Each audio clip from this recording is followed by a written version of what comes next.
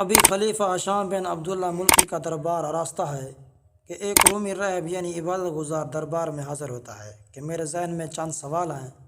کئی یہودیوں اور عیسائیوں سے سوال کیے لیکن مجھے کوئی بھی مطمئن نہیں کر سکا۔ میں مسلمانوں کے پاس آیا ہوں۔ میرا پہلا سوال ہے کہ خدا سے پہلے کون تھا؟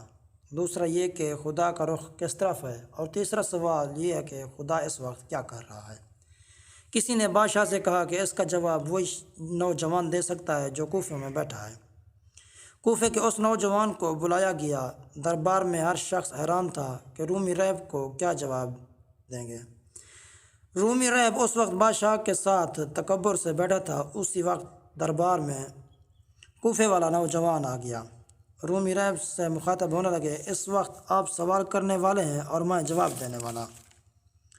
نہایت معذرت کے ساتھ کہ طلب کرنے والے کا یہ انداز نہیں ہوتا کہ مانگنے والا نشست پر آرام سے بیٹھا رہے اور دینے والا کھڑا رہے، لہٰذا آپ نشست سے اٹھ کر میری جگہ کھڑے ہو جائیں۔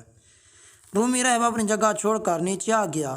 نوجوان نے باوقار انداز میں رومی راہب کی جگہ لے کر کہا، آپ اپنے سوالات دہرائیں۔ راہب نے اپنے سوالات دہرا دیے۔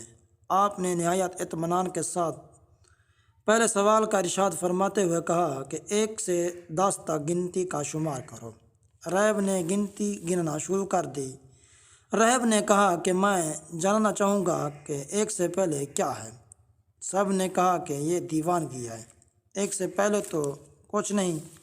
نوجوان نے کہا، یہ تمہارے پہلے سوال کا جواب ہے۔ تو آپ نے پھر درباریوں سے کہا کہ ایک چراغ لے آؤ اور اس کو جلاؤ۔ چراغ لانے کے بعد جلایا گیا تو آپ نے راہب سے پوچھا، اس چراغ کا رخ کس طرف ہے؟ اس نے کہا، اس کی روشنی تو چاروں طرف ہے، کسی ایک طرف نہیں۔ تو امام صاحب نے فرمایا، یہ تمہارے دوسرے سوال کا جواب ہے۔ تیسرا سوال یہ تھا، خدا اس وقت کیا کر رہا ہے؟ اس کے جواب میں کہا کہ کچھ دیر پہلے میرا خدا اس کام میں مصروف تھا کہ آپ جیسے معزز درباری کو درباری نشست سے اتار کر فرش پر کھڑا کر دیا جائے، اور کوفہ کے ایک عام سے نوجوان کو خلیفہ وقت کے برابر بٹھا کر اعزاز بخشا۔